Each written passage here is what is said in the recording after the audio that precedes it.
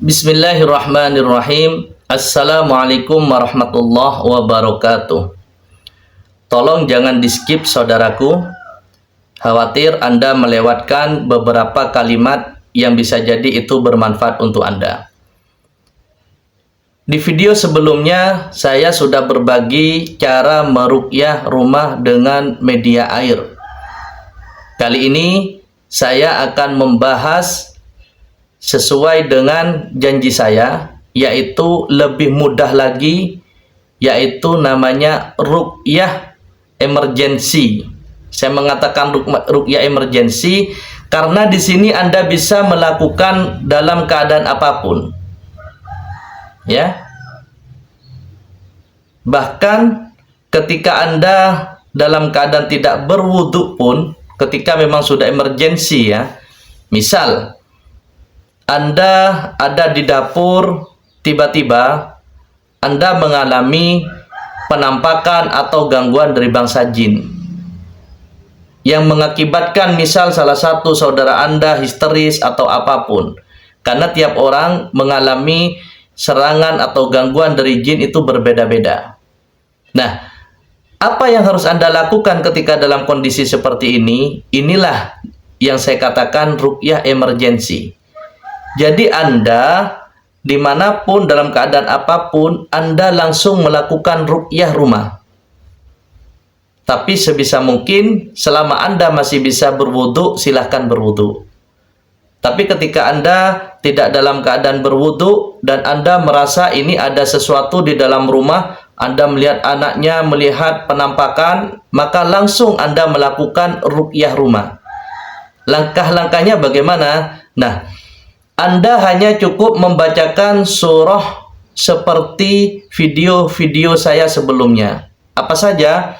Yaitu Anda cukup membaca Al-Fatihah sekali, ya, ayat kursi sekali, surah 2 ayat Al-Baqarah terakhir sekali, Al-Ikhlas, Qul huwallahu ahad itu 3 kali, Al-Falaq, Qul a'udzu birabbil falaq itu 3 kali, dan An-Nas atau Qul a'udzu birabbin nas itu 3 kali.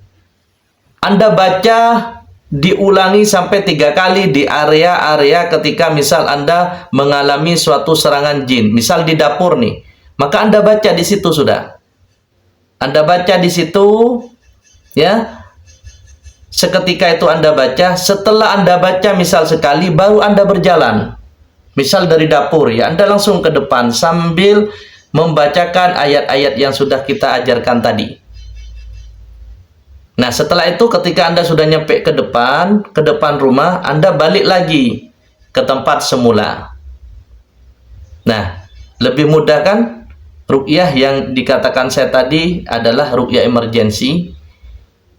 Nah, di video berikutnya saudara, saya akan berbagi banyak tips.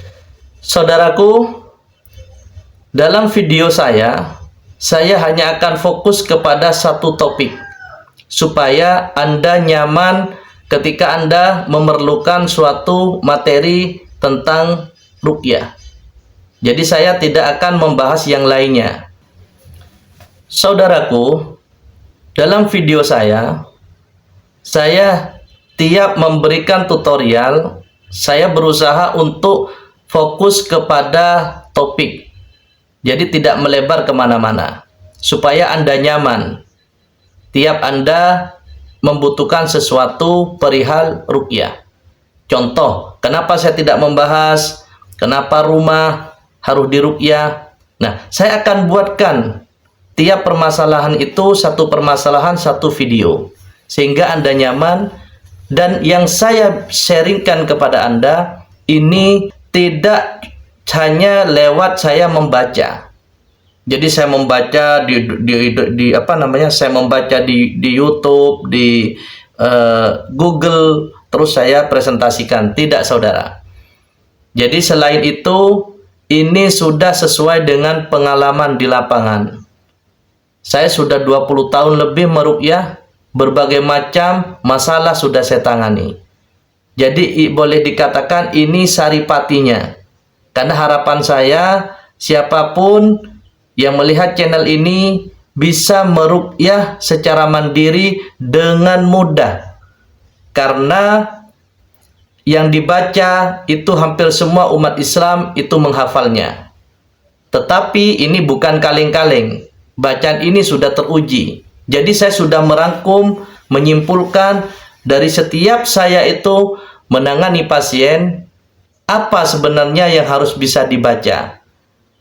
Sehingga semua orang bisa membacanya. Walaupun saudaraku, ada kalanya ketika kita nanti sudah melakukan itu belum maksimal, kita tetap harus mau tidak mau melibatkan praktisi, ya. Tetapi perlu diingat, banyak sudah yang mengikuti saran-saran kita itu pada akhirnya bisa mandiri. Jadi tidak dikit-dikit ngubungin kita, dikit-dikit ngubungin kita. Mereka akhirnya bisa mandiri. Semoga ini bermanfaat. Mohon maaf.